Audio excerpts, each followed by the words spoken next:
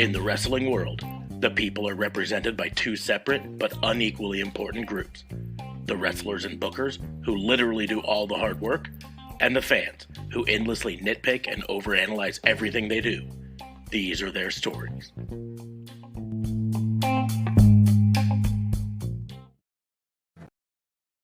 Hey! It's Warhorse, and you need to shut your mouth, open your eyes, and clean out your ears, because it's time to listen to the Raw and Order podcast. That's right, they're bringing you the best in all that meaty podcasty goodness in one, what is it, an hour? Two? Who cares? Who gives a shit? You need to listen to it right now, or else Warhorse is gonna, I don't know, roll your ass! Welcome back to another episode of Raw and Order, the Wrestling Booking Unit, the only wrestling podcast on the planet.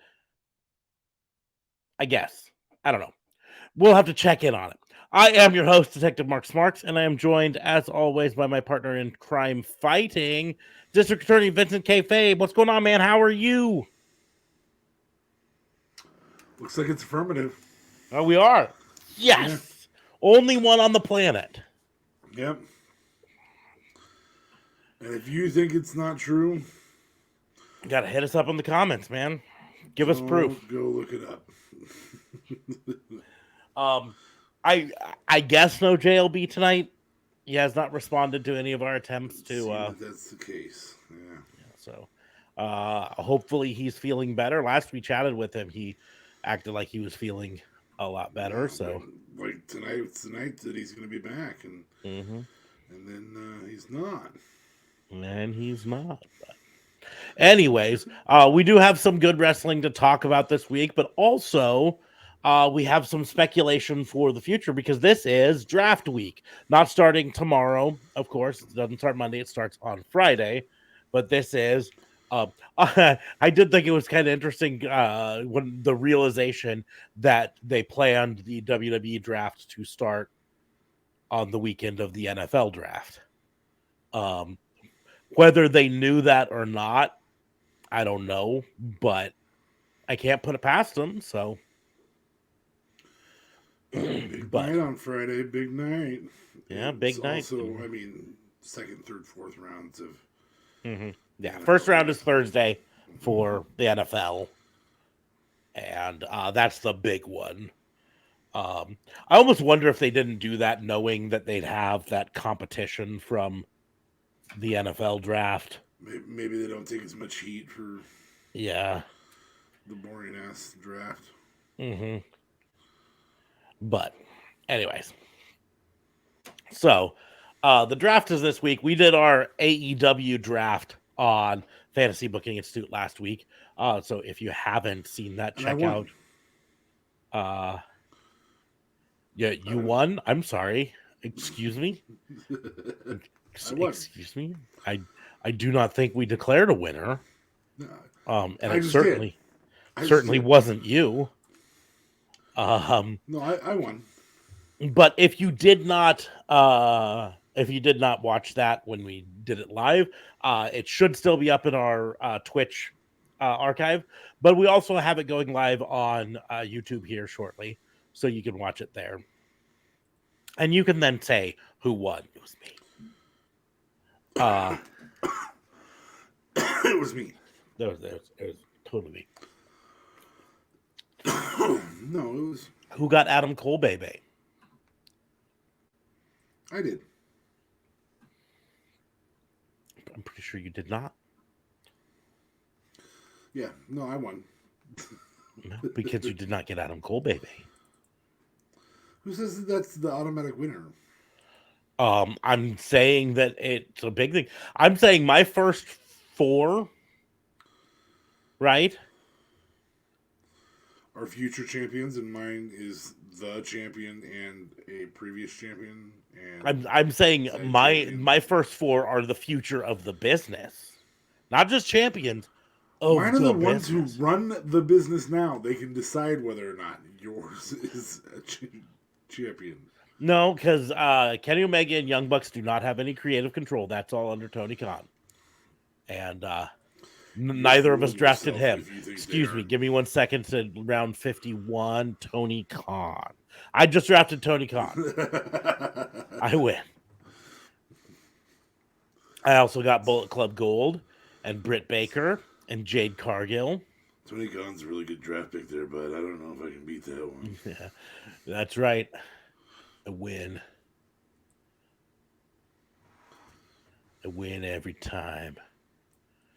All I do is win, win, win, no matter what. But so we're going to talk about last week in professional wrestling. We're going to maybe hit on some of the news. We're going to go over the events in last week. Obviously, they're setting up Judgment Day versus the Bloodline At some point, as their eventual thing. Right now, they're having them team up, but there's going to be that betrayal. You know that, right? Yeah, absolutely. Either the Bloodline's going to decide they're done with them and turn on them. You know, I feel like the next move is Roman, because this actually extends over 2 shows, and the Bloodline in terms of Roman's distrust for the remainder of the Bloodline, them joining forces with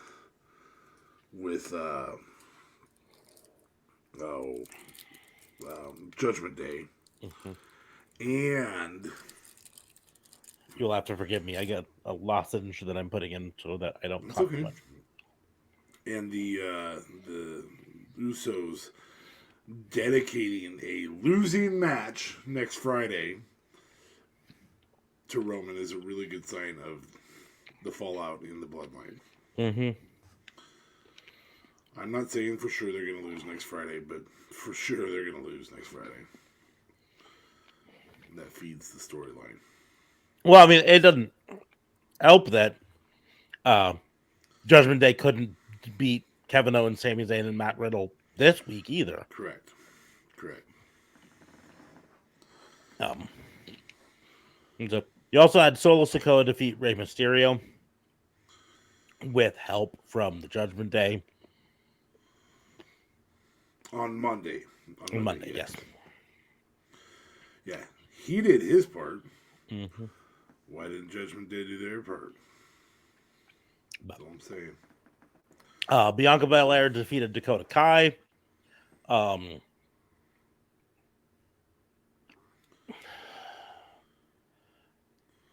This is why I thought Bianca Belair was ready to lose the title at WrestleMania.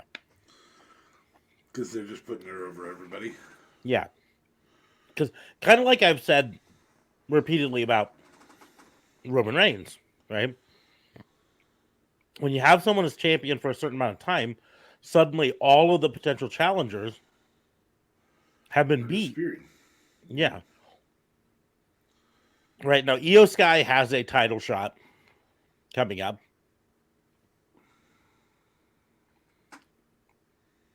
I'm not confident on it. I would love it if she did win. They've totally dropped the ball on damage control. Damage control. There's been a lot of booking that's been questionable. That it just really makes you think Vince is heavily involved. Yeah. I mean, the concept that Omos is about to have a match against Seth Rollins. Mm-hmm. I mean, yeah, dude. Yeah. I understand Seth can go, but that doesn't change that Omos can't. Mm-hmm. Cody Rhodes called out Brock Lesnar, wanted to fight him. Security kept them apart. Nothing burger. Seth Rollins defeated The Miz. I'm trying to figure out what storyline they're telling with The Miz right now because he's just losing all the time.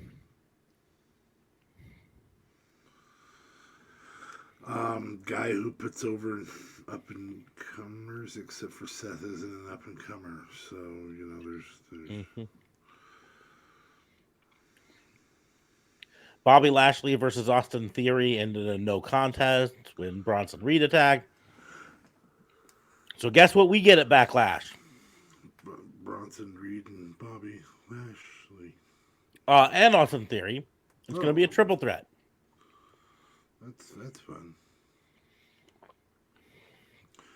I've said this before, and I'll say it again. I think the Tsunami looks stupid. Because he doesn't ever stand on the top rope. He's on the second rope. He puts one foot on the top rope and he just pushes off as he goes to fall. It I is don't think it it is a looks necessarily stupid, but it is a dumb looking splash. I think there are 1,000 people who do a top rope splash that look better. And if he just got up all the way on the top rope and went off, it would look better. But Trish Stratus came out and explained her attack on Becky, and it was the typical heel, I'm the real person you should be talking about. The fans all like Becky, but I'm the real face of the women's revolution. Blah, blah, blah. she's claiming credit for the things I did. Mm-hmm.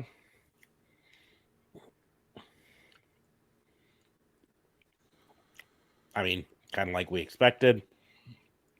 No sign of Lita anywhere in this. Although Trish did explain that she was the one who attacked Lita because she had to get Becky alone. She didn't exactly explain why she took the loss on the tag belts, but Well, because she just got beat. mm-hmm. And then Chelsea Green and Sonya Deville defeated Michin and Candice LeRae for a shot at the women's tag titles. I still don't understand. I don't understand what happened with Chelsea Green and Carmella. Like, they were setting them up as a tag team, and then just all of a sudden they weren't. We haven't seen Carmella, so did Carmella get injured? I feel like they don't have a war room. I feel like they don't have, hey, this is our existing storylines. Like they've never heard of fax machines, so you can actually send over what the writers are coming up with, and maybe that's how. Yeah, I feel like there should be a war room with a giant whiteboard. This is what's going on. This is where this storyline is. Here's our storylines. Here's our connecting where things. we want to connect with this storyline. Mm-hmm. Here's our alternate options for these sections. You know what I mean?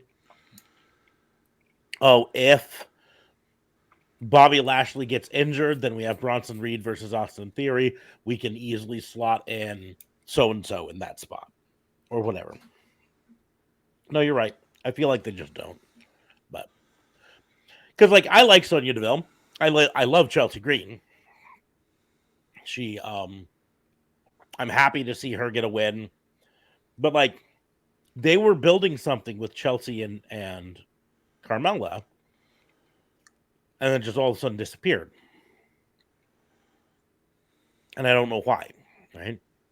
I am sad that Candice LeRae continues to lose. But for every winner, there's got to be a loser, so.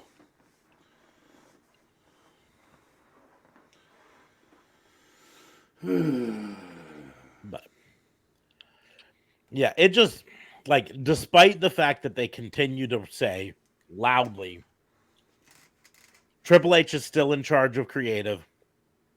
Don't worry, Triple H is still in charge of creative. It seems pretty clear to me that Vince has some pretty big hands on creative. Moving on to SmackDown. SmackDown, I think, is where it even showed off even more. Because that's where they announced, out of nowhere, Omos versus Seth Rollins. Literally. Like, as out of nowhere as it can possibly be. Mm-hmm. Yeah. I don't understand. I just don't get it. Mm-hmm. Solo Sikoa beat Matt Riddle. Judgment Day were able to defeat LWO. I love how, with basically no fanfare and almost no connection to the original LWO, they're like, if these people just throw on shirts, they're the LWO. And we should care about them as a faction. I'm okay with it, though. What I don't understand is where they're going with it. I wish they would have just built it up more. Yeah. maybe some backstage segments where Mm-hmm. Santos and Ray are talking. And Santos is like, man, you're an icon Mm-hmm. to Ray. I mean, that makes sense. Yep. Maybe even Ray first presenting it to Santos and then presenting it to, like building it up week after week where you have to get invited in instead of just literally the week before WrestleMania. Hey, you're all in LWO now.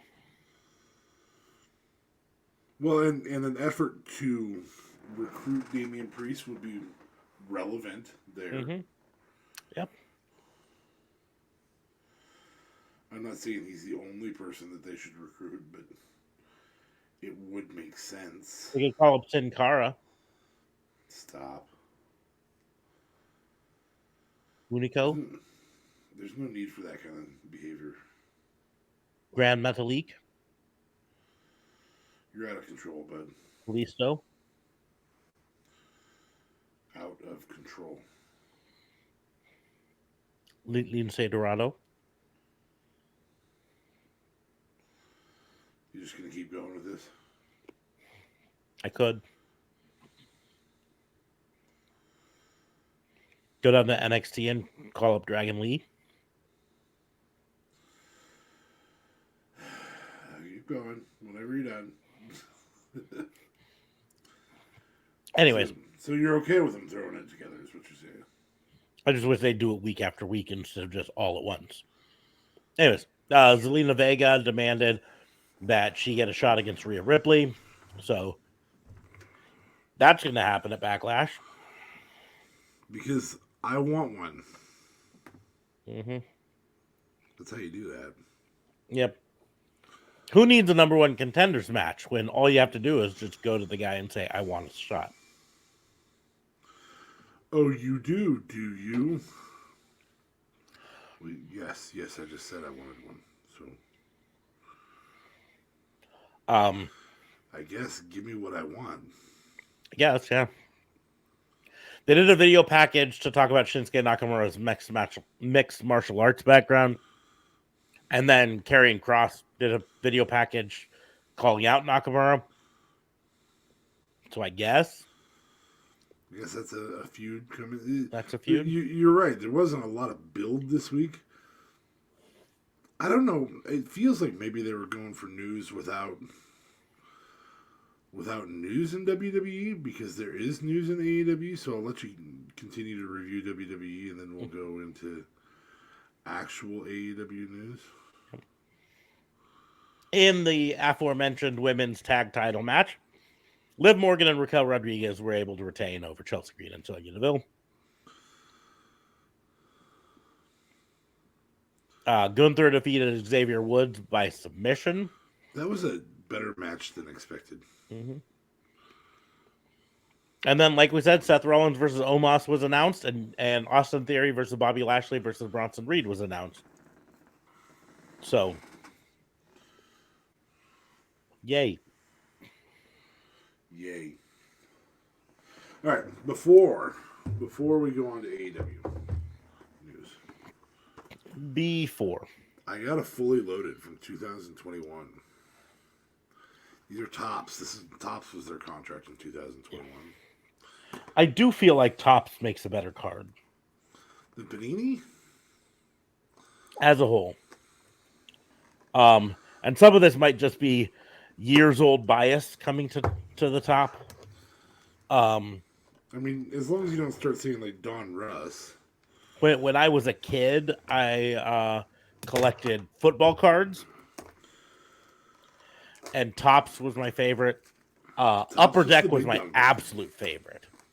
Upper Deck was the ones that made the premium cards back then.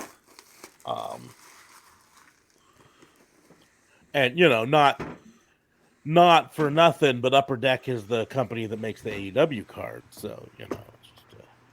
So you're kind of a sucker for that still. Yeah.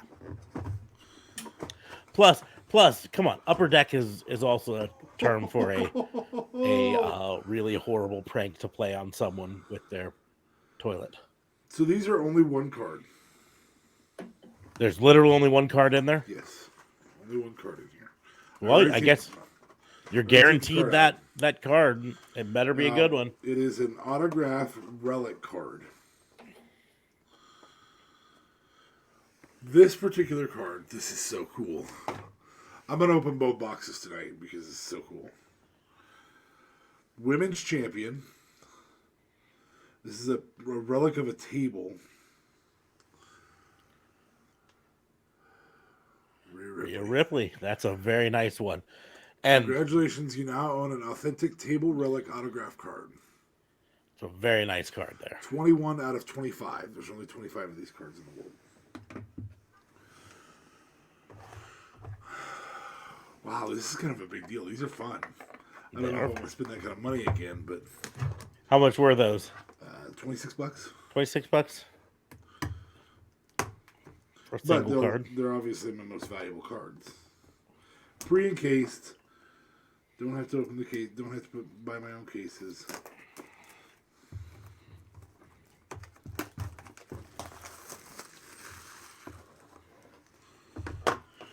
Okay. I mean, do we wait? No? No, do it. You said those are fully loaded? Yeah. Available on Amazon. Well, this one's less exciting. This is a trash can relic. So pieces of a trash can from a match.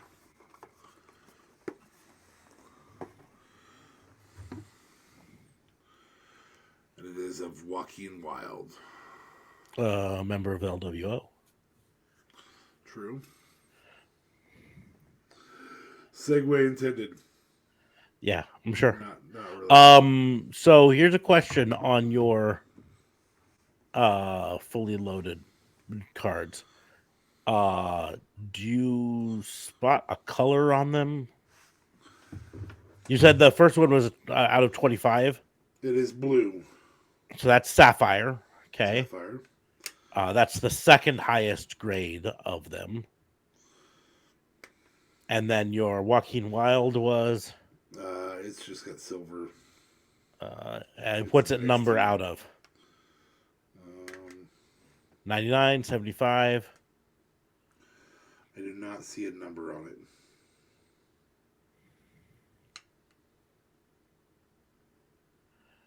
Well, they all got to be numbered somewhere on it. I mean, because I feel gold is the top one, which is out of 99. So, maybe not. Maybe it is not numbered.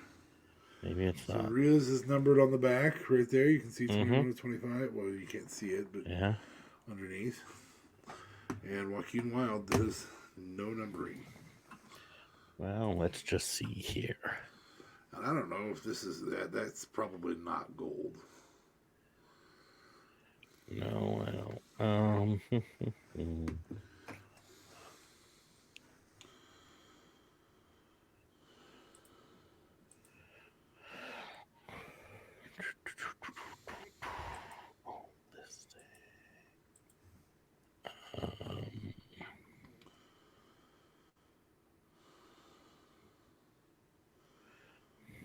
Maybe I did pay a lot more for that because this is saying that they're available for $70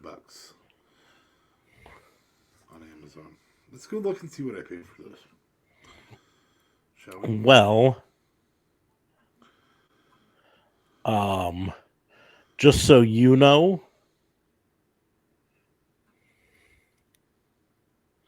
right now one of the gold level.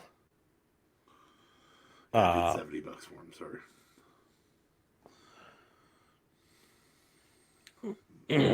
Relics. Gold level ones? The citrine level ones. Out of 75, right? Of Rhea Ripley is listed on eBay for $129.99. Oh, I'd bet this Rhea right now is worth as much as it will be worth. Mm-hmm. She's the champ right now. The out of 99 has a buy it now for $75. And another one out of 99 has a buy it now for $79. This is out of 25 though.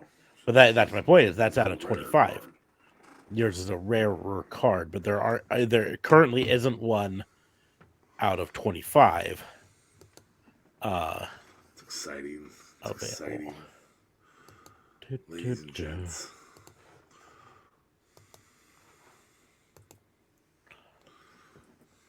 Give me a second though, because I gotta.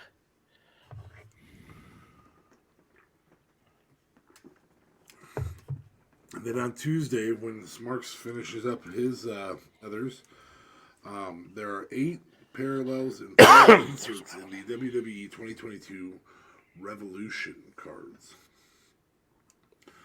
Look for autographs from the superstars of yesterday, today, and tomorrow. But there are no guaranteed autographs on these. So, I'm just looking through here.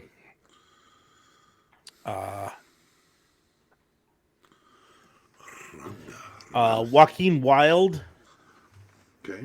Trash can card. 41 out of 75, so it's a higher thing than yours. Sold for $8.88. Yeah. Not so. I overpaid for that one, but I underpaid for Breed. Yeah. I'm just looking at completed sales, and also just to see which ones are out there. There's an LA Knight one that you can get. That's just an autograph, no relic in it. Yeah. That's going for upper 80s right now. Apparently, there's a Stone Cold one in that goes for like $200. Stone Cold will always go for money. Rhea may be at her peak right now. Maybe. Mm-hmm.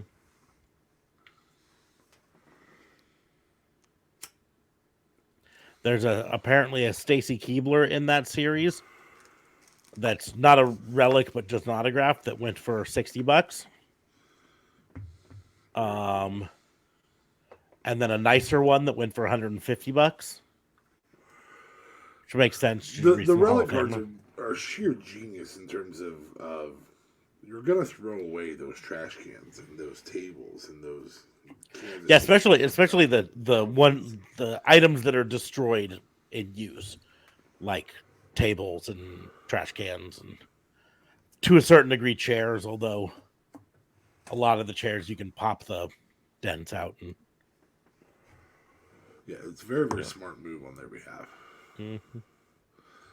And they don't have a use for them in the warehouse. It's also a good way to use the warehouse. I'm still holding out that this Endeavor merger thing opens up a gonna get a Hall of Fame, an actual building that you can go to visit.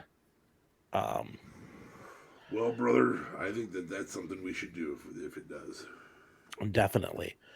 There's gear relics.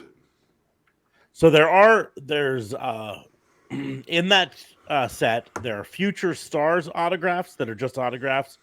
You got Austin Theory, Dominic Mysterio, Indy Hartwell, Karrion Kross, LA Knight, Nash Carter, Saray, who's I think no longer with the company, but that's a different thing altogether. Shotzi, Scarlett, Tyler Bate, who's also no longer with the company. Tony Storm, who's not with the company. Frankie Monet, who's not with the company. Walter, who's now got a different name. Wes Lee, who's not with the company. And Zoe Stark. How do you call Frankie Monet a future star?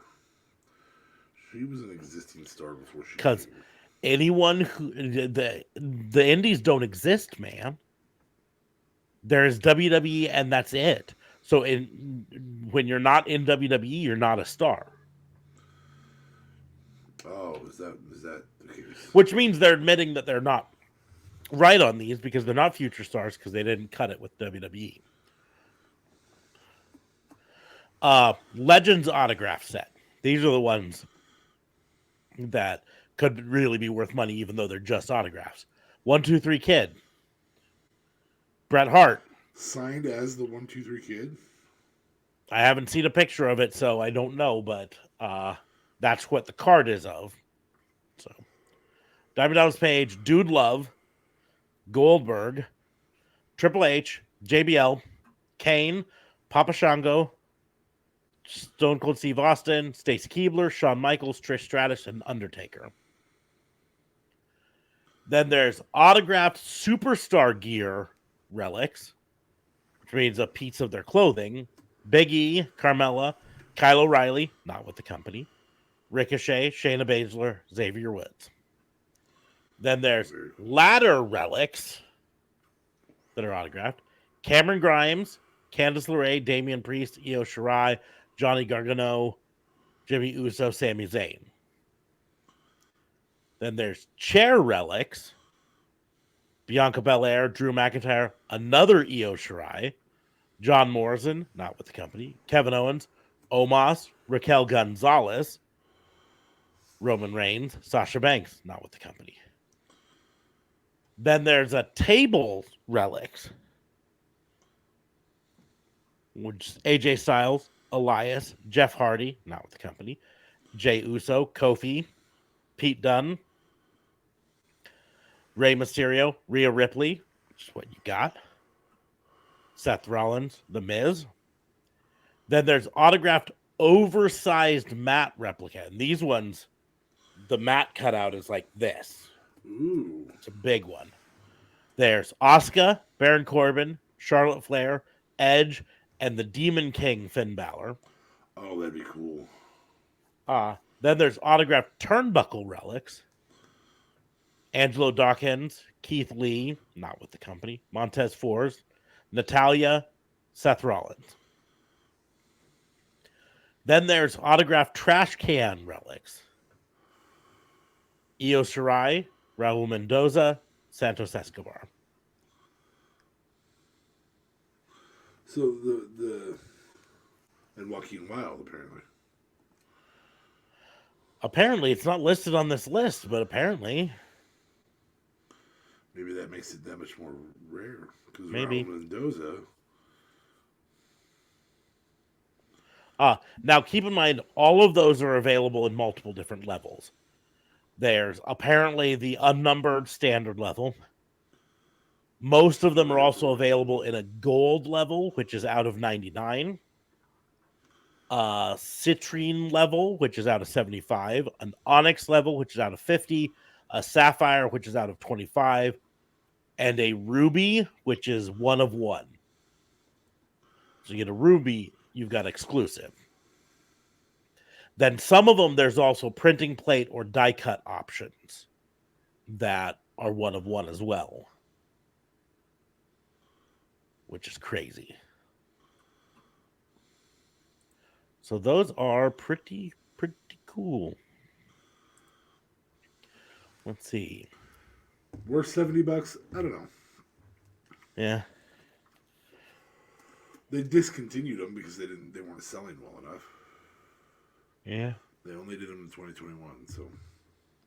Well, in a way, they're doing something similar with the what did I call it? Prestige class. The top of the line ones that are this year.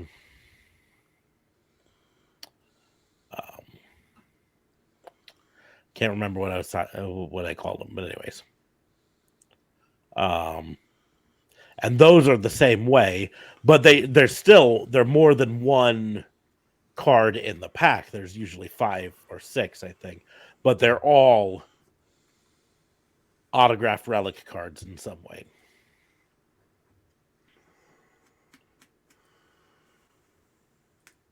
But that's definitely a keeper, though. I am very happy I got those. Yeah, that's a very good card. That's a very, very good pull. That's better than pulling Sin Cara. That's not something you do every day, or it devalues your collection because all you have is that stuff in your collection. And you have to show that there was stuff that didn't have those when you have a collection. You have to show that you're actually interested in everything. I don't know if you have to show that. You should. I mean, I agree, but I know for a fact that some people don't.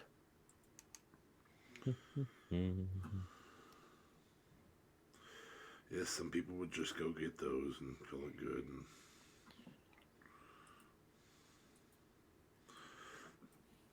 those people we call crazy. Well, those people are speculators, not fans. That's the difference. I'd agree with that. Let's see. I'm just looking at what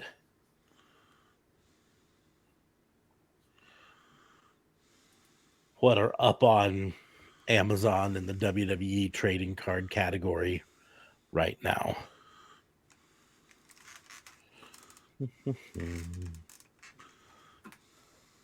Should start to see some 2023 level cards trickling out here soon.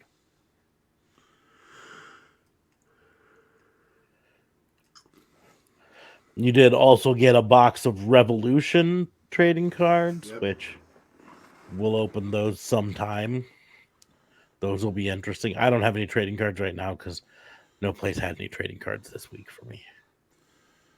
Yeah, you don't shop on Amazon like I do. I live on that site.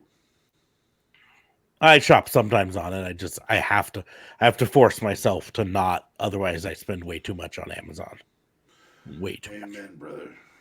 Right here, 2023 Panini Prism WWE Hobby Box. 12 packs.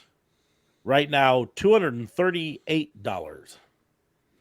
Guaranteed autograph in that? Let's open up the listing.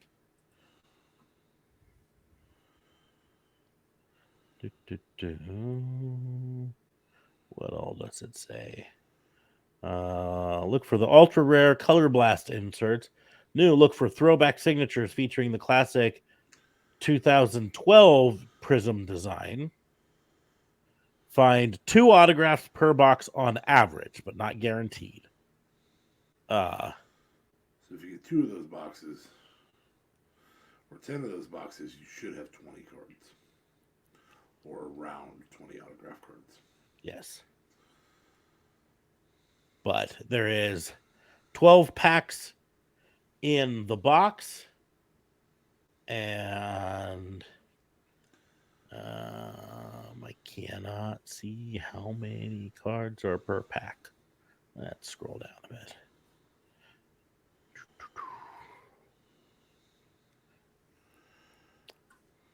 I would guess 7 cards per pack, but double autograph ones, you get one that's got like Undertaker and Mankind dual on it. Throwback signature. There's some cool looking cards in it.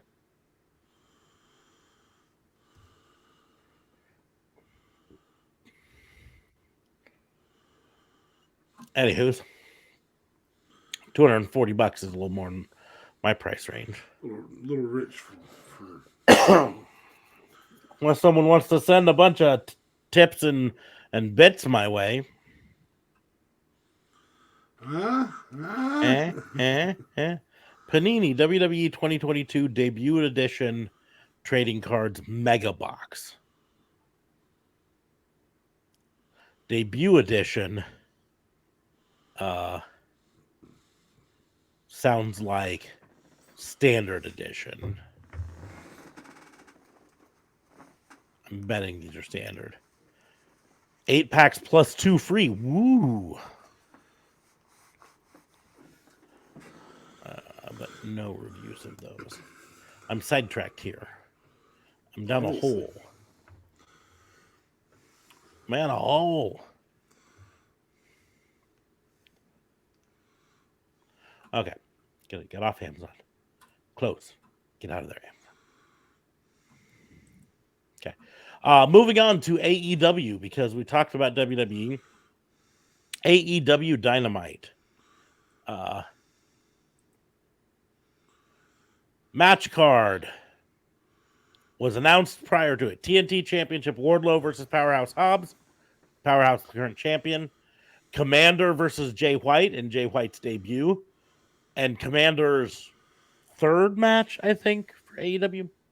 Acclaimed and Billy Gunn versus Matt Menard, Angelo Parker, and Jake Hager. Jamie Hayter and Britt Baker versus Ruby Soho and Toni Storm. FTR promo, the Elite promo, and Chris Jericho and Adam Cole face to face. Of course, the show started off with the four pillars all coming out and giving a promo, zinging each other. I do enjoy these, but I hope they don't go to them too often. I know they're building up this storyline, right? But just if they start every week off with, here comes the four corners out to talk smack about each other, it's going to get old pretty fast. Yeah, I would agree. So, in the end, though, MJF came out and announced a tournament that will go between the three to decide who faces him at Double or Nothing for the belt.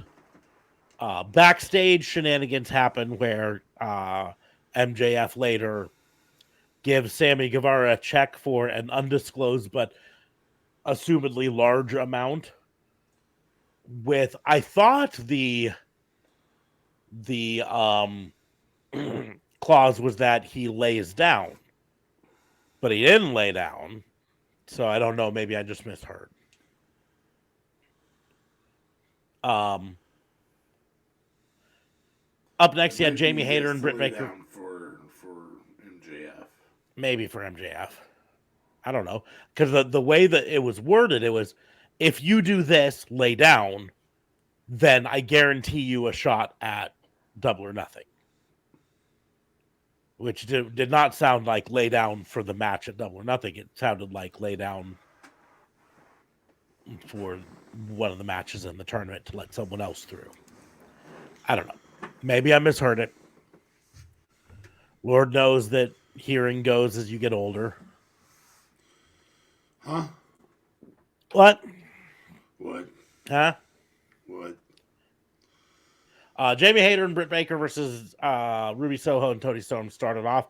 Ended with Baker and Hayter getting the victory, but afterwards being jumped, and Jamie Hayter had to be helped out of the arena.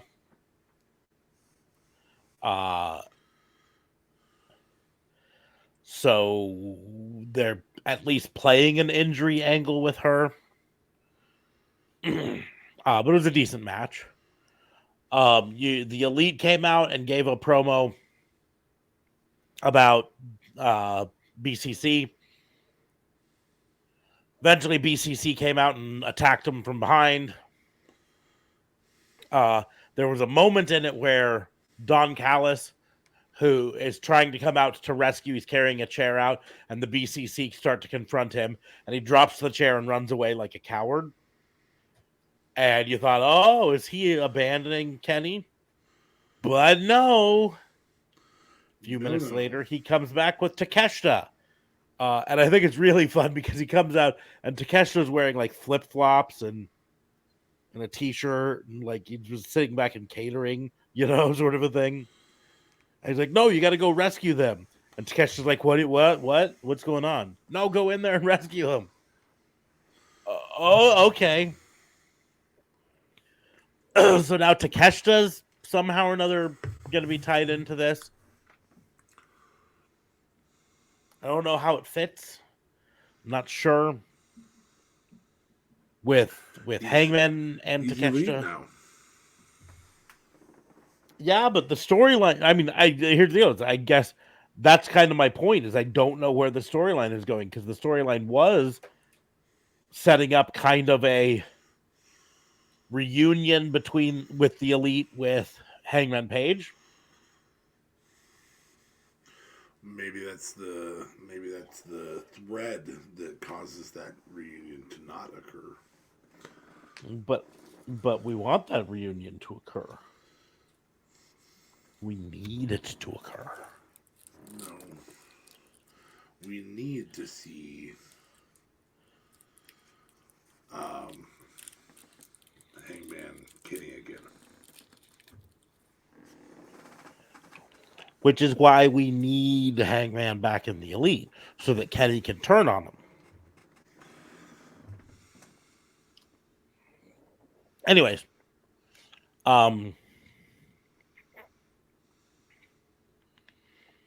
moving on, Powerhouse Hobbs versus Wardlow. Kind of the, I would say, surprise of the week. Wardlow winning back the championship. I'd agree with that. He won it back partially because he had in his corner Arn Anderson, Four Horsemen. Excuse me for a moment. Okay.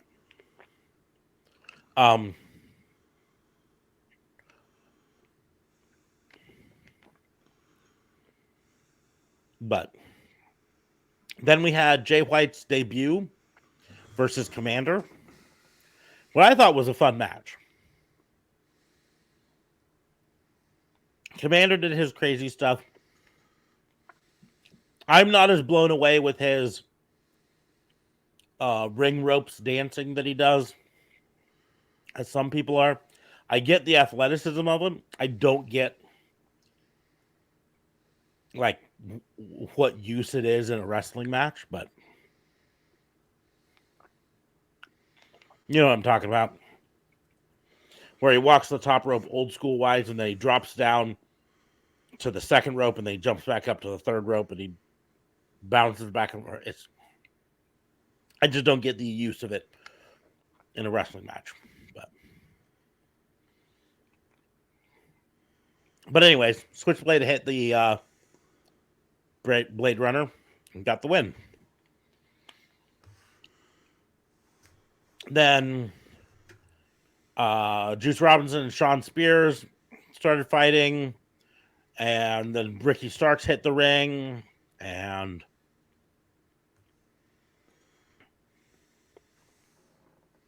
will lead to something. I'm assuming it'll lead to Starks versus Jay White at Double or Nothing, which will be fun.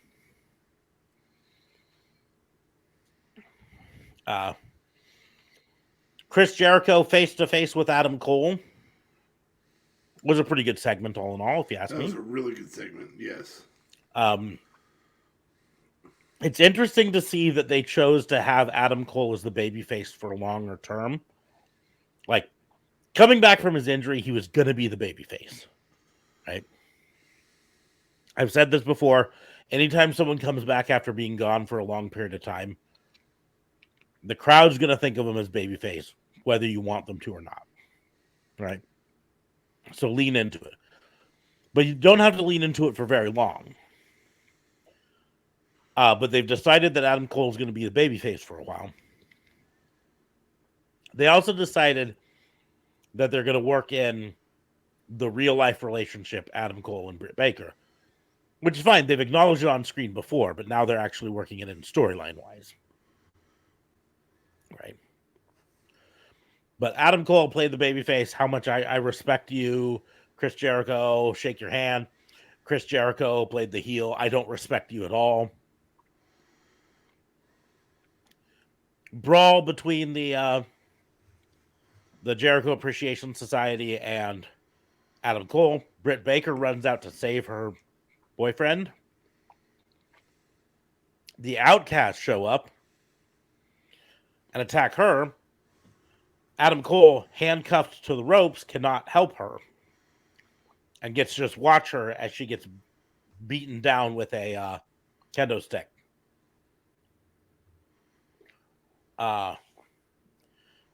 Put some emotion into that feud.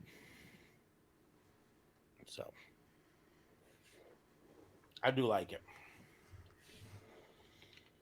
Yeah, the Acclaimed Billy Gunn versus the rest of the JAS.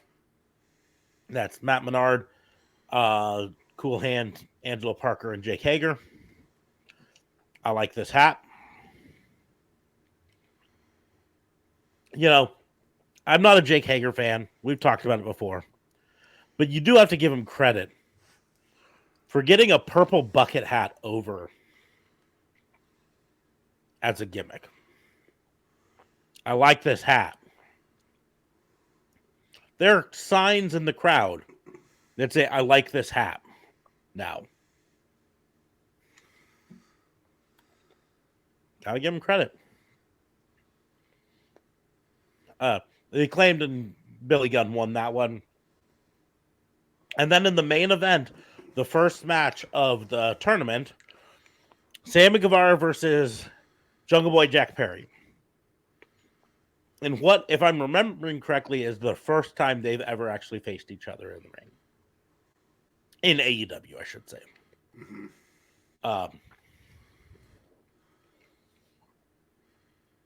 This was a little controversial.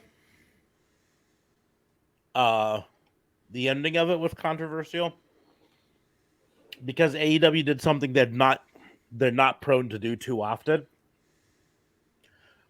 and that's the cheat to win victory, including interference by the bad guy outside and a ref distraction sort of a thing. AEW doesn't do that super often. But they also don't do a disqualification very often, and that's, or a count out very often. That's happened recently. Yeah. I don't have a problem when you do it every once in a while. Anything. And I personally liked this. There are a lot of people who didn't like this, especially happening in this moment, because this is a big emotional encounter between two of the pillars. But it ended with Sammy Guevara distracting the referee, MJF coming out of nowhere to attack Jungle Boy, and then Sammy Guevara was able to get the pin and win.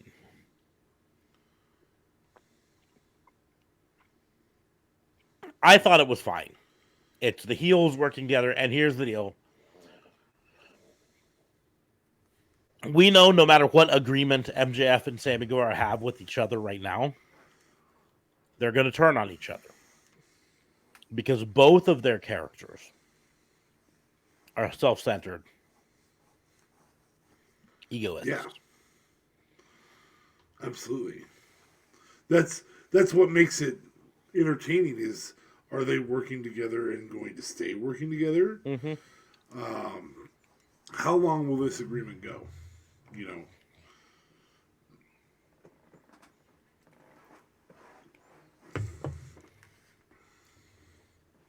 I don't know. I'm pumped for it. I'm sorry. I just realized I'm missing a Panini Select 2022. And the Select boxes are the big boxes. And I paid almost $200 for that box and didn't get it. And it says it was delivered. So I am chatting with Amazon right now to get that. This does bring up one thing. You did have Ty Conti come out. Ty Mello. Ty Guevara. I guess. Come out with Sammy at the beginning. I'm of a mindset, and I think some people would agree with me, that for her sake, they should separate them on screen. You know, there's a little something to go with that. Their new reality series, All Access. All Access. There's a conversation in the advertisements about where Sammy says, "Are you regretting going public with this?" to her, because of the heat she's taken publicly now. And the thing is, like, there's a heat that's on her as part of it, but also because she's now so tied to him, even storyline wise, that kind of seals her out of other storylines. You know what I mean? And that is one of the things they keep talking about in this All Access, is she's getting frustrated that she's not getting a chance to show off what she can do. And I've said this prior to them going public with their relationship. She was one of the most impressive WWE signees that AEW had. How WWE didn't see her as a star, I don't know. How AEW isn't treating her as a star right now, I'm not sure. She has all the talent, all the charisma, all the tools to be at the top of your card. Why they don't have her running, I'm not saying she needs to be the world champion, but why they don't have her running matches against Jamie Hayter, I don't get.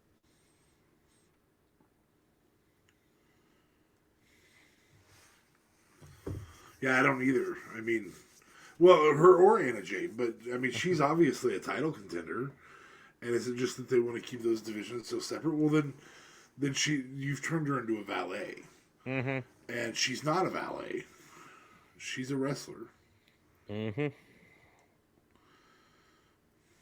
that hurts her in that wrestling environment. I mean, I'm sure she's making plenty of money elsewhere, but moving on to Rampage, which was on Saturday instead of Friday due to the NBA. And it was on late Saturday, too. 10 Eastern, 9 Central. And as I said, I haven't even seen that yet. Yep. Well, then you will learn what happened. Christopher Daniels versus Jon Moxley started off the show. Yeah, the handshake. I heard about this. It finished with a handshake. Later on in the show, they were interviewing Christopher Daniels backstage. And he was talking about how I knew there was still something in Jon Moxley. The rest of the BCC showed up. Cesaro, Yuta. And started to get aggressive with Christopher Daniels. Moxley stopped them. Said, Chris is cool in my book. Whatever. Christopher Daniels said something complimentary towards Moxley, but that I guess made Moxley feel like he was being looked down on or considered soft. Moxley just turned and destroyed him. You would have enjoyed it.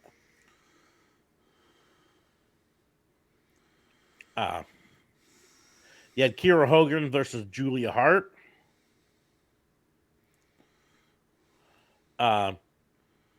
They're setting Julia Hart up really well for someone who's really new to the wrestling business.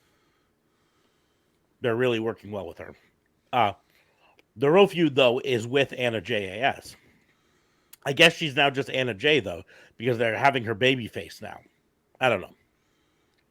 Anyways. So after the match, Julia Hart won the match versus Kiera Hogan, but then afterwards Anna J ran into the ring and attacked him, and they fought. So then you had Triple J and FTR versus Varsity Trustbusters, which is the varsity athletes. Josh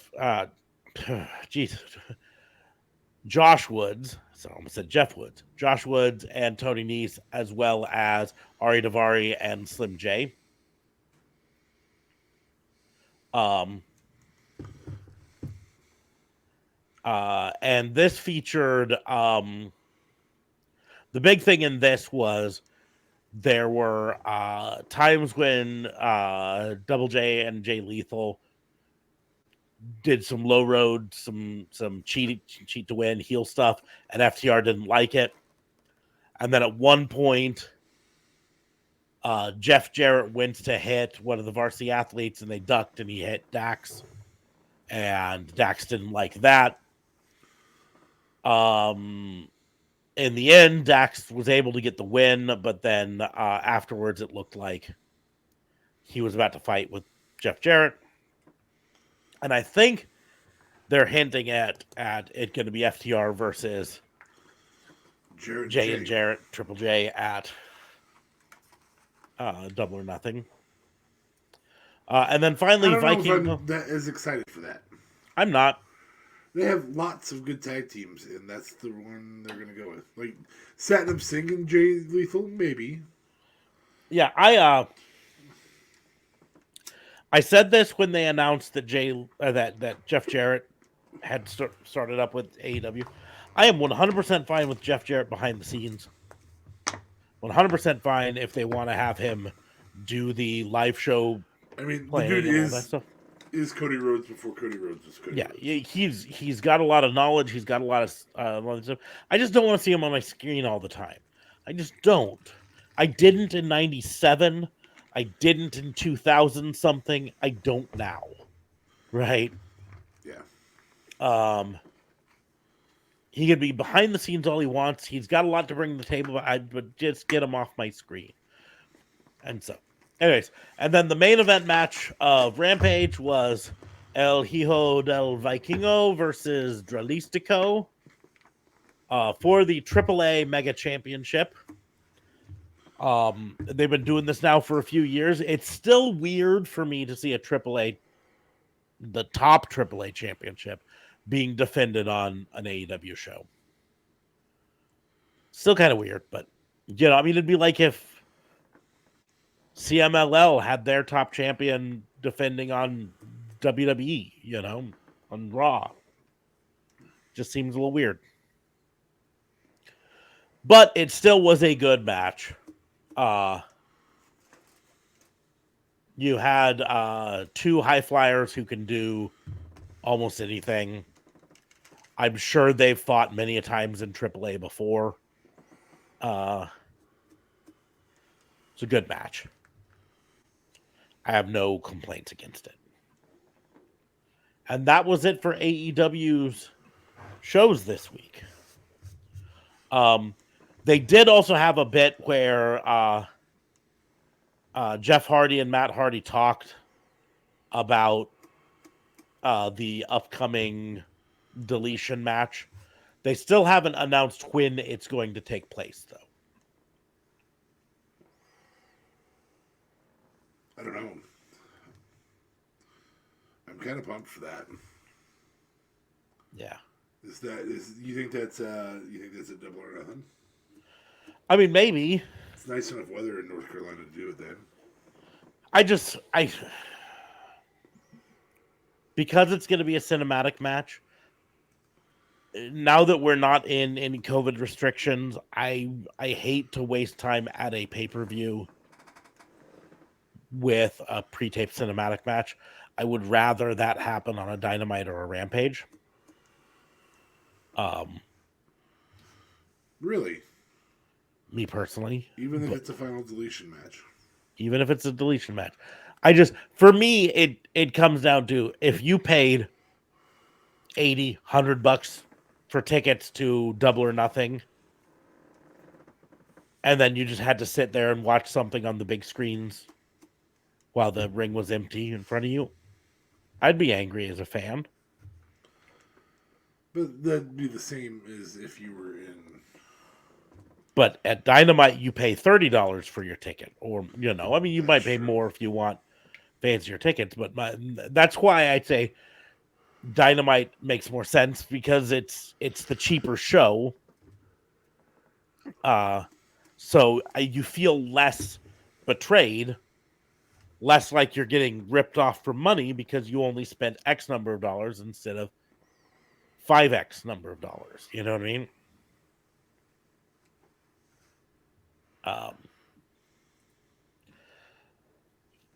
Reports still going around that CM Punk is going to be the leader of the new show.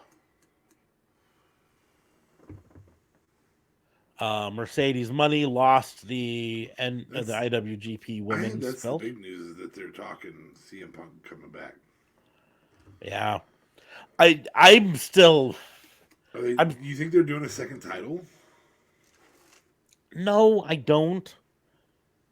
I think they do understand that CM Punk doesn't need a title to be a draw, right? So they can keep the title on MJF and have CM Punk going after more of just like a prestige thing. That makes any sense. Yeah. I just feel like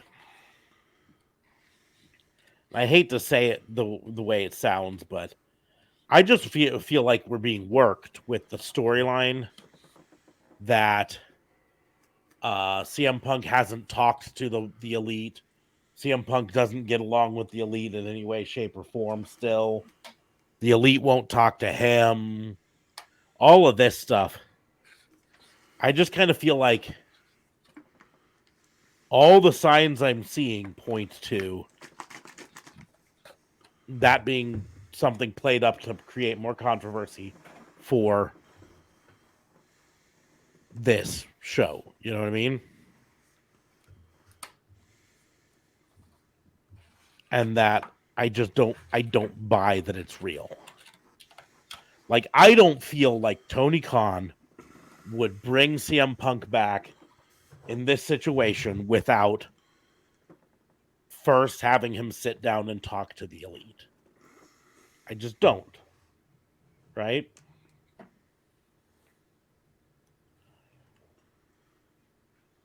But I don't know that CM. I don't know. I don't know if he can't issue an apology. I don't know that he can.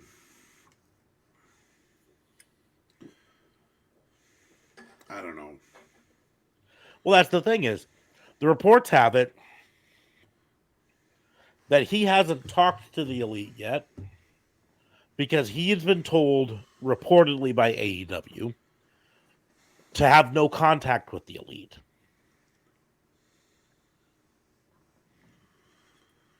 And I feel like you really can't do that. Like, you can't have him not have contact, not have a chance to apologize to them and clear the air. That this is if this is what's truly happening, that this is a big mistake and it's going to blow up in their face. You know what I mean? Yeah. But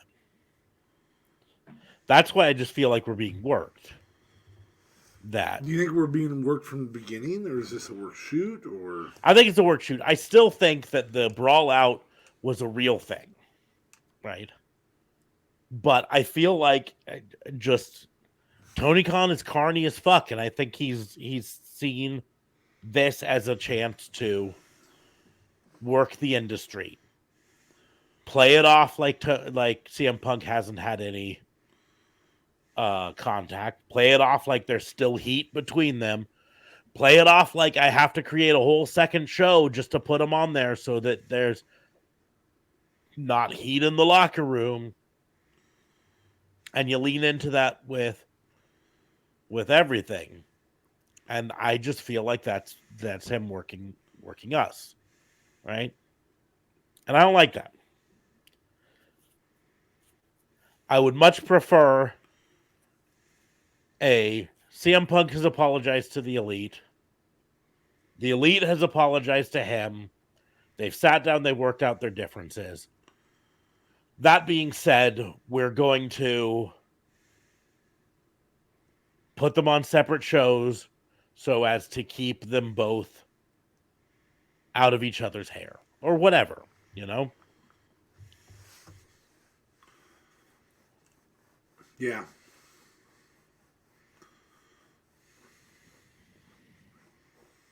I don't know.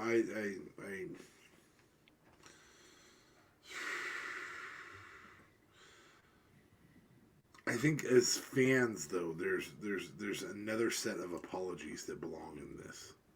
Maybe that's where I'm at. Yeah, I guess that plays into it as well, right? So I talk about wanting him to apologize to the Elite, and I do. I think he needs to apologize to the Elite. I think he needs to apologize to Tony Khan. I think he needs to put on his big boy pants and apologize. Yeah. I also feel like he needs to apologize to the fans. Yes.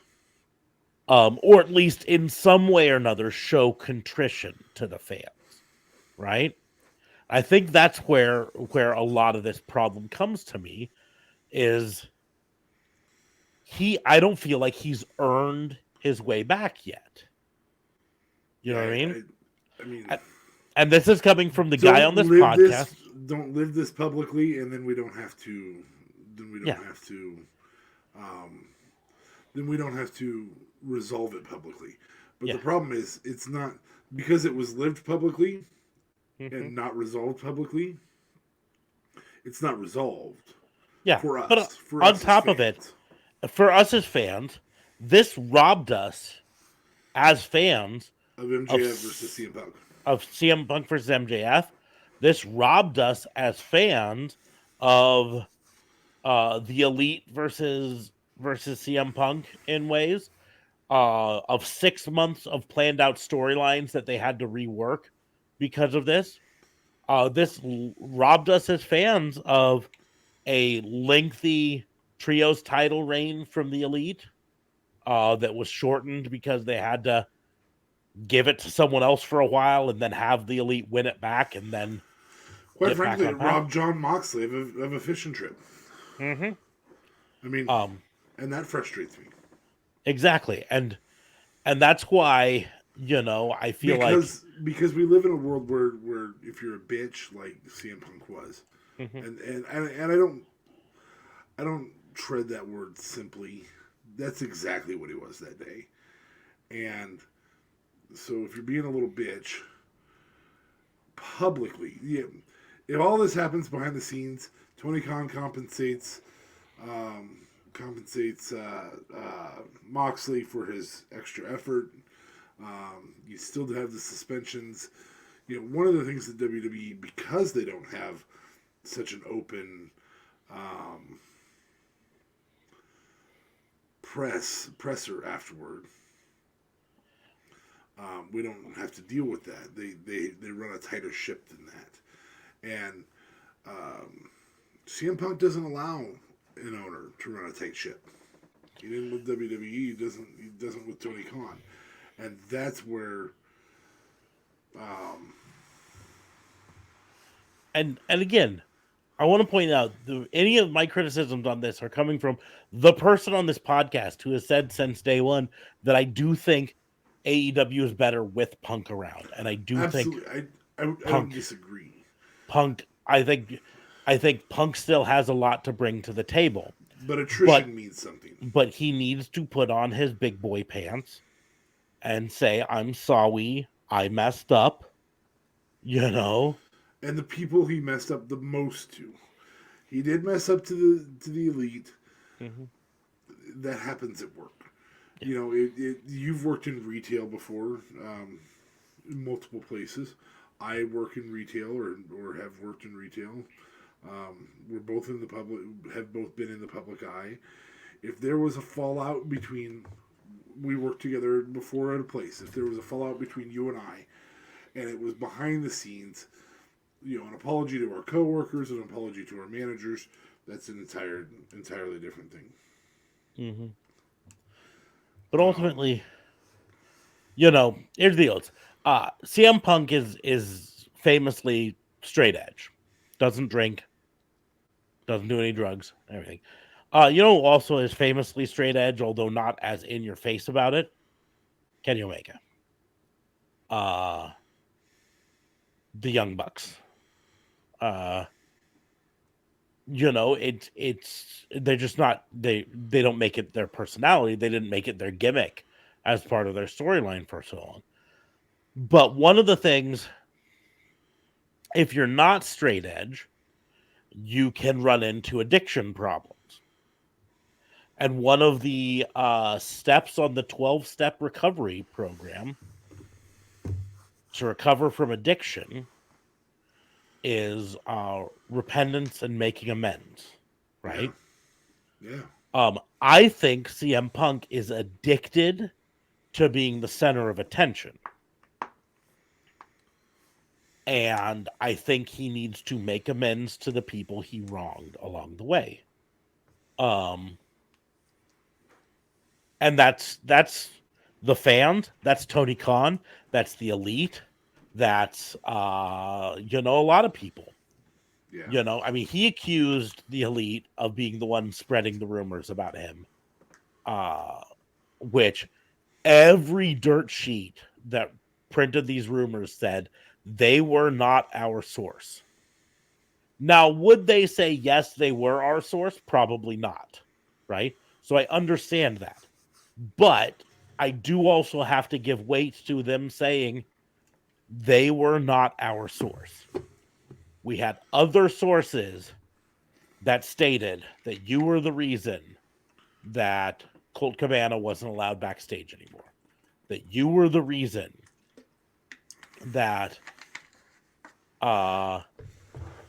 this happened or whatever, right? And it was not the Elite, but you're going to come after the Elite for it, right? Fine.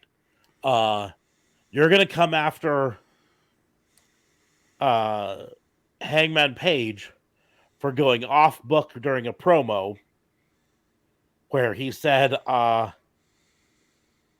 not defending the AEW World Championship to you. I'm defending it AEW from you, right?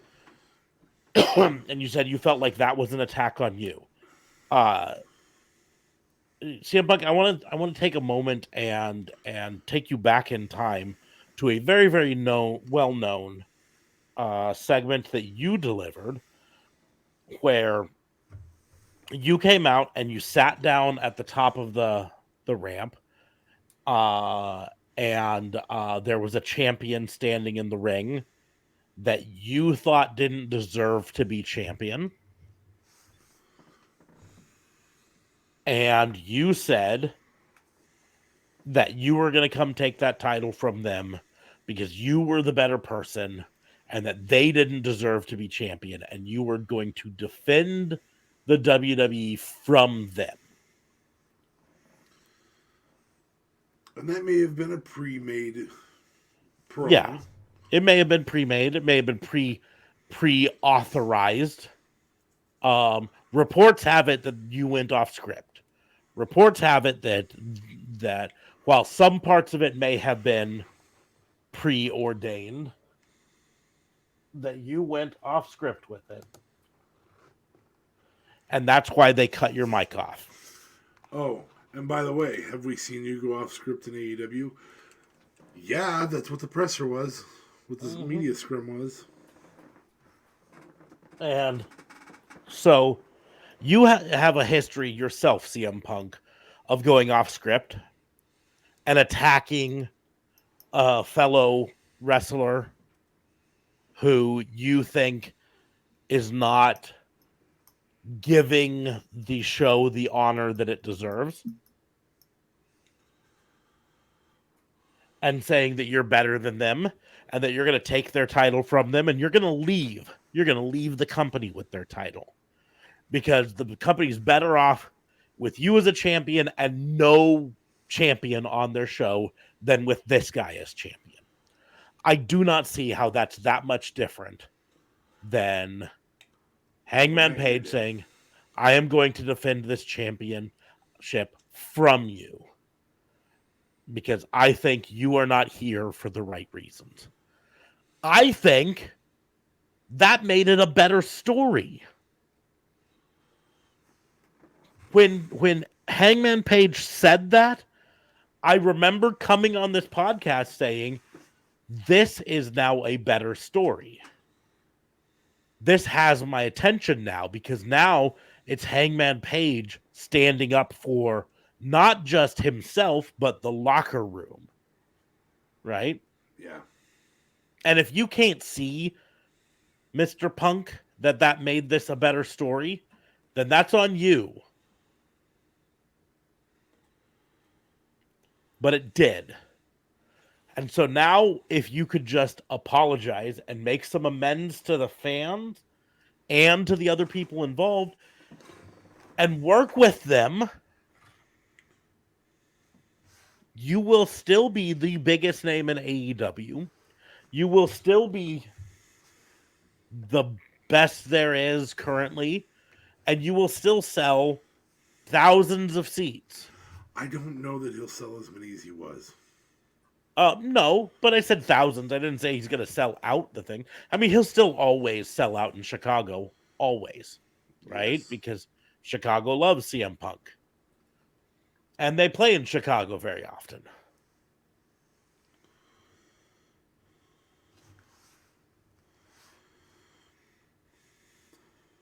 But anyways. I'm excited and frustrated at the same time. Agreed. I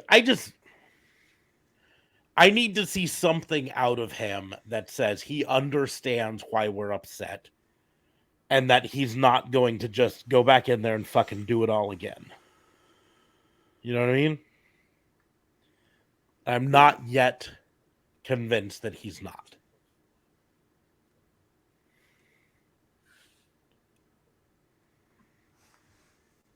But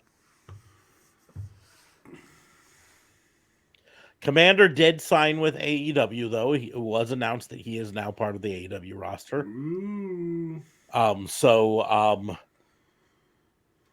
whichever one of us took him in the draft. I don't think either of us did. I know he was at least a conversation in the draft. Yes. You took who did you take? We would have to go back and watch. I'm scrolling through it because I remember it was a conversation. You took someone. But I also took Colt Cabana and CM Punk, as I believe that sometimes you just gotta let bygones be bygones, man. Mm-hmm. I was gonna take CM Punk at the end. Like just an asshat who just holds grudges and gets pissed off and.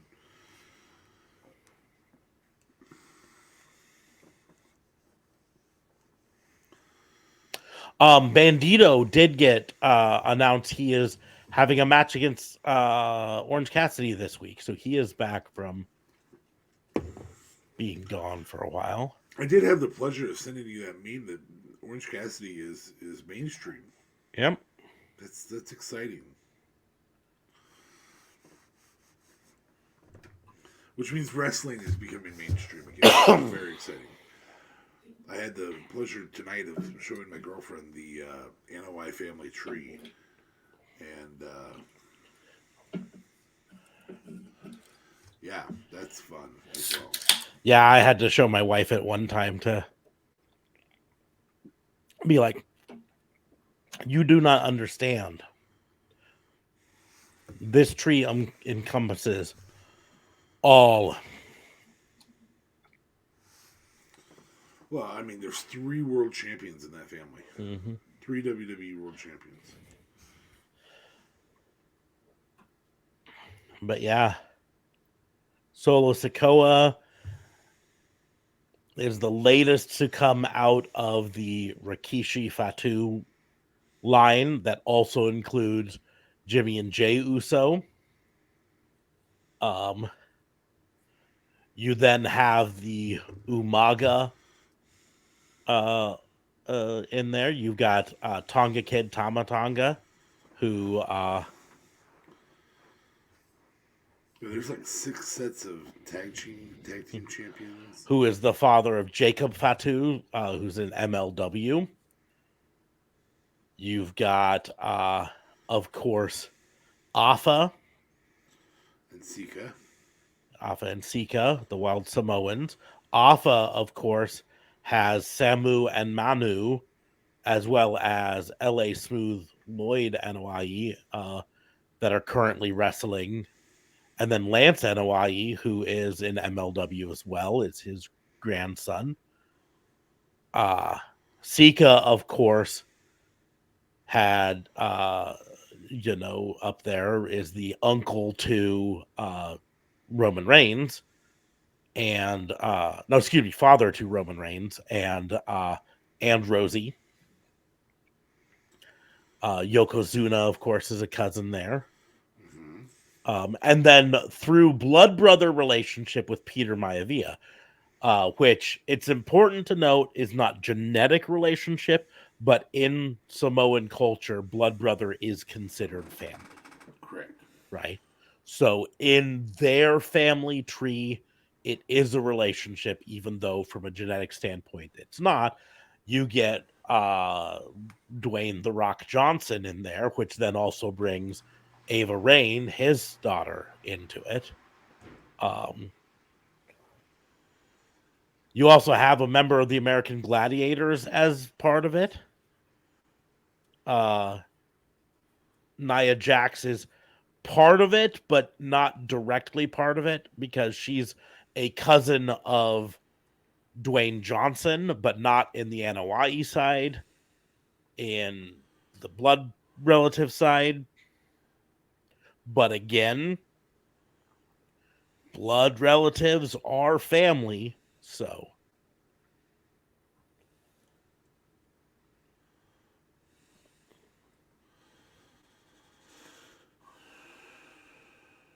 it's a little crazy how far that goes. I think we can talk all we want about wrestling royal families, but the Anoa'i family has to be up there. Yeah. Yeah, as much as Cody wants to say wrestling has more than one royal family,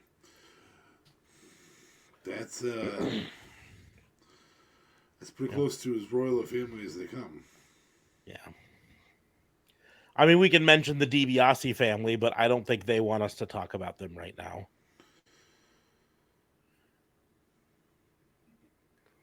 Why do you suggest that? Because Ted DiBiase and his son Ted DiBiase Jr. are currently being charged in Georgia for stealing tons of money from the TANF fund, which is supposed to go to low-income families. Millions of dollars they've embezzled out of the TANF fund. Brett Favre is also part of this same scandal. He scammed millions of dollars out of TANF to build a volleyball court for his daughter at the college that she was going to. Despite the fact that, like, here's the deal. I said this before. Despite that he was named the $1 Million Man, Ted DiBiase, his net worth is not millions of dollars, right? He's made a good amount of money from professional wrestling, but he wrestled in a time when the top paid wrestlers were paid in the hundreds of thousands, right? So he made decent money and everything, right? Brett Favre was a star quarterback during a time when star quarterbacks got paid millions upon millions of dollars. Brett Favre, unless he was really bad with his money, would have had the money he needed to pay out of pocket to donate for this particular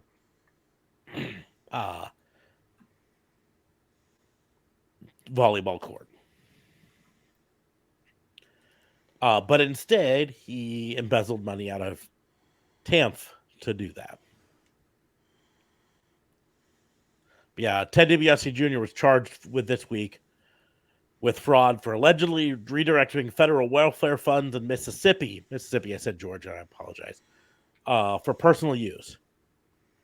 It's the latest criminal charge brought in a broader welfare scandal that has drawn scrutiny to Mississippi government officials and retired NFL star Brett Favre. DiBiase and his companies allegedly received sham contracts from a Mississippi nonprofit organization that was supposed to be allocating federal money to poor women and children, but may have also been making major payments to professional athletes, according to newly unsealed federal indictment. It's federal, by the way. They're accused of misappropriating the federal funds for their own personal use and benefit. DiBiase Jr. allegedly used money to buy a vehicle, a boat, and a down payment on a house, prosecutors said. DiBiase, the 40-year-old son of WWE legend Ted DiBiase Sr., was charged with 1 count of conspiracy to commit wire fraud and to commit theft of federal funds, 6 counts of wire fraud, 2 counts of theft of federal funds, and 4 counts of money laundering. If convicted, he faces a maximum penalty to 5 years in prison for the conspiracy count, 20 years maximum for each wire fraud count, and 10 years maximum for each theft count.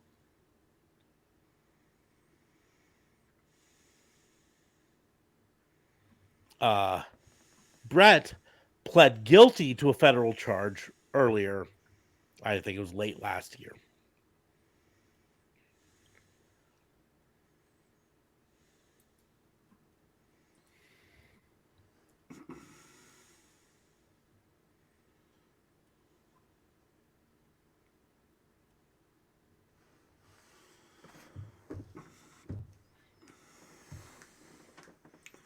So yeah, they don't want us talking about them as a family too much right now. $8 million worth of welfare-funded projects for Brett Favre. How do you do that? How do you take money from a charity and give it as though it's charity? That's just dirty. Because not my money is what they say. If I didn't give this charity money, I would have to give my own money. And I don't want to give my own money, they say. Yes, I'll take this charity money and give it as charity so I'll get the tax benefit, which is probably how they got caught. Yeah. Brett Favre, let's see. Text messages show Favre at the center of a scandal dating back to 2020 when a political appointee of the governor and nonprofit head, amongst others, were arrested for misusing federal welfare funds, some of which benefited Favre personally as well as causes with he was involved. Between 2016 and 2018, the nonprofit Mississippi Community Education Center doled out $5 million, allegedly at Favre's request, to the University of Southern Mississippi, where Favre attended, where his daughter also attended and played volleyball, to pay for a new volleyball court. The nonprofit also paid him $1.1 million to promote a program called Families First. The funds mostly came from federal welfare grant program administered by the Mississippi Department of Human Services, and both the head of the nonprofit and former head of Mississippi Department of Health of Human Services have been charged and pled not guilty to embezzlement and fraud for their parts. Prevacus, a pharmaceutical company that was working on a concussion treatment and with which Favre was a top investor, and also allegedly received $2.15 million in allegedly stolen funds from the scheme. Purported text messages obtained offered that Brett Favre and Prevacus founder Jake Van Ladingham offered the governor and nonprofit director shares of Prevacus and offered to buy the head of Mississippi Department of Human Services the Ford F-150 Raptor truck in return for their help. The purported messages also show a request from Favre asking members of the group to help pay a $1 million debt Favre owed to the University of Southern Mississippi for the volleyball court he promised the school. So, anyways, but let's go back to wrestling families. The Colognes. Yeah, there's some filth there. Mm-hmm. The Wyndham family. Blackjack Mulligan, Barry Windham, Mike Rotunda, Bray Wyatt, Bo Dallas. That's a family there. That's royalty. That's definitely royalty. Mm-hmm. And multiple world champion. One world champion. Yep. The Funk family. Mid-cards. Dory Funk Sr., Dory Funk Jr., world champion. Terry Funk. The Vachon family. Mad Dog, Butcher, Vivian, Luna. The Rougeau family. Jean, Jacques, and Raymond Rougeau. None of them really stand up to the NOI, do they? Not quite, but the Smith family. Grizzly Smith, Jake the Snake Robert, Sam Houston, and Rockin' Robin. The closest you get probably is the Hart family. Yeah, the Hart's probably the big one there. The Rodriguez family. Mil Mascaras, Dos Caras, and Alberto Del Rio. We don't want to talk about him. We don't want to talk about the whole family. Yeah. The Armstrong family. This is one that might be arguably up there, even if they don't get the credit. Royalty's small empire. Because you got Bullet Bob Armstrong, Road Dogg, Scott Armstrong, Brad Armstrong, Steve Armstrong. Orton family. I mean, there's only two, or three. There are three, yeah. The Lawler family. I actually didn't know Honky Tonk Man was one of the Lawlers. Really? Yeah. I didn't either. So I guess if you're Honky Tonk is first cousin to Lawler. if you're calling them empires, historical empires, the NOIA family is obviously the Roman Empire. No pun intended, but pun is always intended. Yeah. Pun is always. Don't be a coward. Intend that pun. The Poffo family. Angelo Poffo, Macho Man Randy Savage, and Lanny Poffo. But Might not be a royal family, but Lanny's a fucking legend. so's Randy. Yeah, but Randy didn't get to convince a company to give him hundreds of thousands of dollars to sit at home for 5 years. True. Macho Man. The Von Erichs.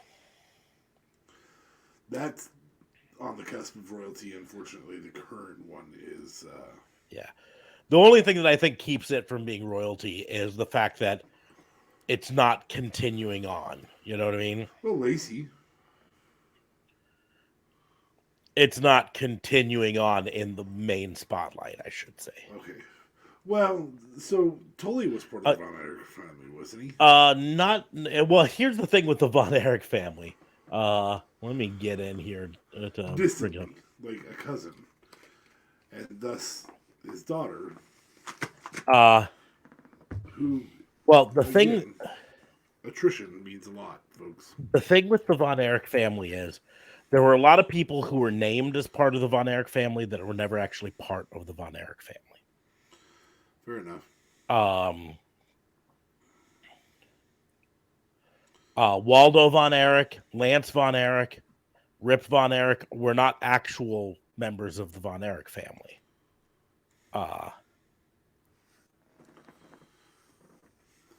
Lacey is out there. She retired in 2010, though, and there is no current Von Erich. I guess Marshall Von Erich was with MLW, so might still be with MLW. I just feel like the NOI family is so large that it cannot help but continue to be part of that. Because here's the whole membership of the Von Erich family. Fritz Von Erich. Champion. Jack Adkinson Jr., because Fritz Von Erich's real name was Jack Barton Adkinson, right? But he died at age 6, so he's not part of the wrestling. Kevin Von Erich, David Von Erich, Kerry Von Erich, Mike Von Erich, Chris Von Erich. Then third generation, son of Kevin Von Erich was Ross Von Erich. Also son of Kevin Von Erich, Marshall Von Erich. And then Lacey was also daughter of Kevin Von Erich. So they've gone 3 generations. Whereas the Anoa'i family is 5, if I'm remembering correctly. 4.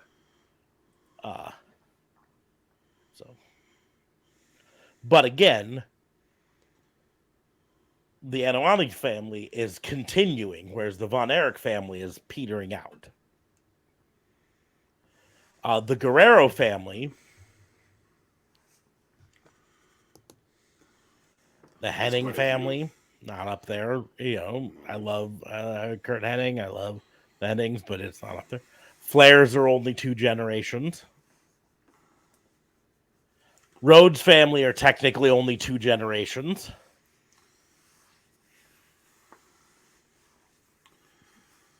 Now, does Charlotte and Andrade, if they have a wrestling child, that merges 2 families? That would continue that because that would still be that bloodline. So that grows some things there. That creates a future competitive potentially. like you said, the Hart family is definitely one to consider. Still going, Mm-hmm. potentially going in the future.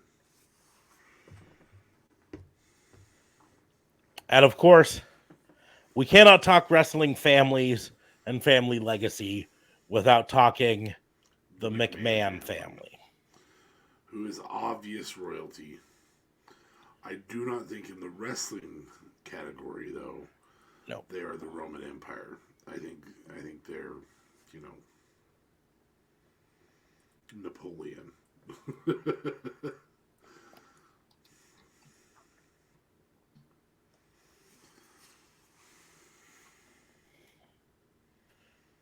I could easily put the Hart family as an Egyptian dynasty. I mean, just quite frankly, as powerful as Rome. Yeah. So Stu Hart had Bruce Hart, Bret Hart, Dean Hart, who is passed, Diana Hart, who was the mother of Davy Boy Smith, right? And Owen Hart. Davy Boy Smith, of course, had Davy Boy Smith Jr. Bret Hart had a bunch of kids, but none of them so far have wrestled. Ellie Hart had a child who married James Neidhart. So that's where the Neidhart family comes in. It's also where Tyson Kidd comes in. And yeah, with Natty Neidhart, who then married Tyson Kidd, right?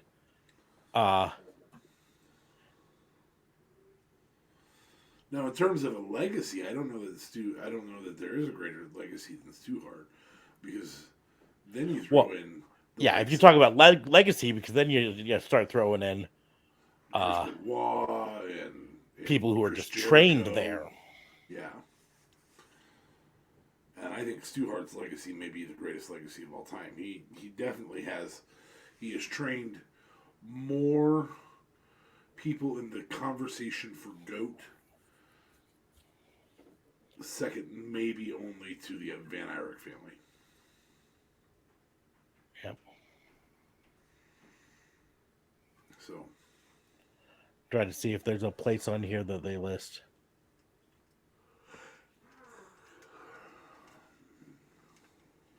Da, da, da.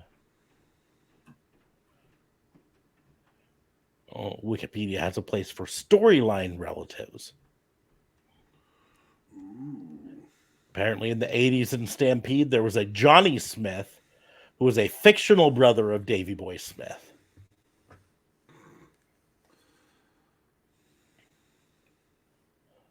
But yeah, Brian Pillman, and by associated Brian Pillman Jr., Chris Benoit. It's a name I haven't heard before. He is apparently. Benoit? Yes. Yeah, Chris Benoit. He's not in anything on WWE. Yeah, I don't find him anywhere. It's interesting they point him out, though, but.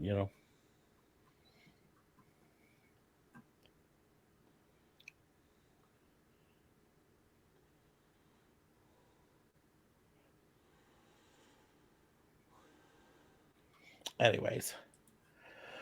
Well, we've done about an hour and 45 minutes. Let's see if there's anything else. Apologies, I was fixing an order on Amazon. They're in it. Did you get it figured out? Yeah, they gave me a refund. Refund isn't cards in hand, boy. No, it's not. And the only place that has the Panini Select blaster boxes or hobby box is the same seller who did not send it and claimed that they sent it. So probably not going to order it. Yeah. And the thing is, did you have it delivered to your house or to your place of work? My house. Your house? So your house is not in a place that's liable to get porch pirates. No, you've been to my house. Yeah. Yeah. It's not. It's not. So it's not likely to argue that it got delivered and someone stole it off your porch. Correct. Well, that same seller sent me when I requested a Panini Select, or not Panini Select, Panini Prism blaster box, very similar to the Revolution box here, which we've both gotten before, sent me a hanger pack. And so I'm returning the hanger pack and getting a refund, and then I'm also getting the refund for the other. And have left some bad feedback on them because I think it's garbage that seller can get away with that and misrepresent. It is indeed garbage. A blaster box, and then claim that they sent a select hobby box. The hobby boxes are not cheap. They are not. And to claim that you sent one and take my money is fucked up. Yes. So,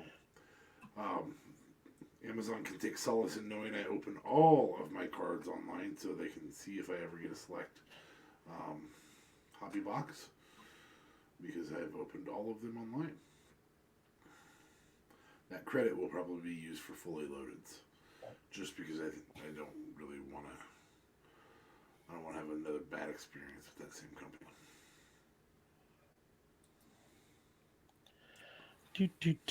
As I look now on Amazon again, this time for AEW cards. Well, I got a stack of those to put in dividers. Yeah. I've got dividers, and then I've got a binder that I put the standards in a binder, and then the chase cards in a. I just pick my best ones and put them in my. I have a 36 card display case. I have 3 of those, and so I'll have those mounted up in my office upstairs when I move up there. As this is going to become the toy room / where I'm sitting right now will actually be where video games are played. So there'll be a video game TV down here, and that's where the children can play games. And then the toy room will be over here in the larger part of my basement. AEW 2022 hobby box, $79.99. How many packs? 12? 15? 16 packs per box. And no guaranteed autographs or anything? No guaranteed autograph.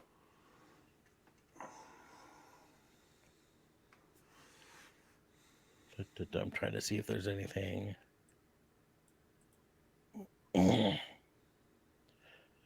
Each box contains, on average, 4 Upper Deck canvas cards and 1 all-new gold parallel.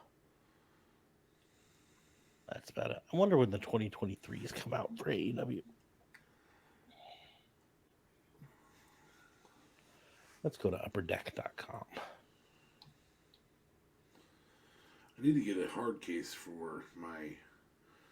I have a couple of merch ones that don't have cases right now. That need cases, and not just sliders. Excuse me. Yeah, something like one of these. Well, something like.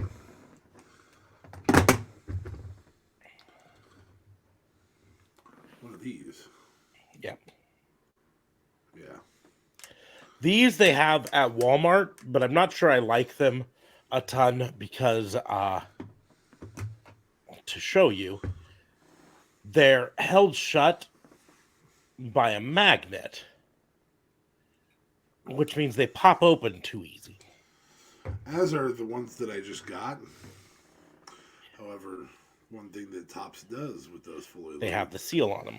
is that seal, and if that seal gets broken, it actually devalues the. See, most of the ones like this actually snap together instead of the magnet. So once it's in there, it's in there. And that's what I prefer. But So, okay, Steel City Collectibles. says AEW 2023 releases in July. Yeah, they had to delay it to make sure that it was worth releasing the CM Punk card. The box shows Anna Jay, Hook, Ty Conti, Wardlow, and Jericho on it. 8 cards per pack, 24 cards packs per box.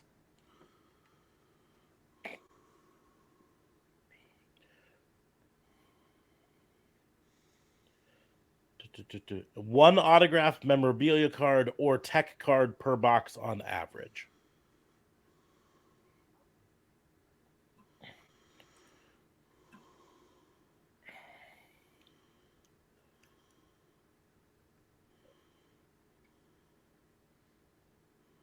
Just looking at some of the features. A new type of insert called Dazzlers that look like fireworks hollows. There's a blue and a rarer green set Dazzlers. Look for 4 Dazzler cards per box on average. The new mic check insert. 20 of AEW's best behind the microphone. These fan favorite wrestlers are adept at getting the crowd hyped up. Collect the regular set or the numbered silver foil parallels. All Elite Women. 20 cards dedicated to the women that also have a regular set or a numbered silver foil parallels. Base set with gold autographed parallels. Base set tag teams with red matte parallels. And base set all in the family with purple pyro parallels. Collect on average 5 pyro parallels and 1 AEW Rampage parallel from every box. And then, those are nice. New inserts, double or nothing gold parallels that are set to look like playing cards. So this particular one shows Wardlow as the King of Hearts. That's super cool. And so it's got Wardlow mirrored top and bottom. You know what I mean? So like the face cards and the thing. It's build the coolest playing card deck around with the double or nothing playing cards 54 card insert set, including 2 jokers. Printed on 12-point playing card stock with playing card coating. They are not just meant to look like playing cards, they are playing card inserts. 4 regular cards and 1 gold parallel from every box on average. And then a new insert called Total Access. Get a look at wrestlers outside the ring, backstage interviews about to enter the ring via the Total Access set. Look for cards from the regular set as well as the silver, red, low numbered, and gold spectrum numbered 1 of 1 parallels. Box breaks. On average, 5 base set pyro parallel cards, 5 double or nothing playing cards, including 1 gold parallel on average, 4 blue and or green Dazzler cards, 4 upper deck canvas cards, 3 mic check AEW All Elite Women and or Excalibur's pick cards, 2 numbered base set and or insert parallel cards, 1 stare down or AEW Alliance's PETG card. That's interesting. I would like to see those. 1 base set AEW Rampage parallel card and 1 autographed memorabilia or tech card per box. Very cool. That's the one I want. Yes. I might have to pre-order some of those. Okay, well, we got to cut this interview close because I got to pee. Yes. Yes. Bathroom's call. But so on that note, make sure to like, share, and subscribe to the podcast wherever you listen to podcasts or watch them or whatever. YouTube is a great place. Twitch is the best place. On Twitch, if you're an Amazon Prime member, you can subscribe to us for free to get access to the emotes and all that stuff and support us in a great way. You can also support us with bits and tips and buying our merch and all of that stuff. Links in the doobly-doos for all of that. You can follow us on social media. You can follow me at Raw and Order WBU, like it says right there. You can follow D.A. Fabe at D.A. Vincent K. Fabe. How many times did you practice to get that quick? I did not. I remembered from last week. I was like, I always have to use my left hand. Well, no, but I mean, you went straight to it. You were just like you didn't go low and then bring your finger up. I just did it. I just did it. Boom. It was all like there. Wouldn't be able to do it again if I tried.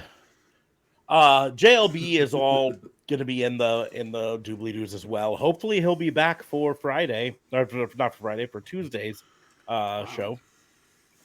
But we'll find out. But on that note, going to go ahead and wrap things up, close the book on the Wrestling Booking Unit. Thank you all for joining us. We will see you soon. Bye.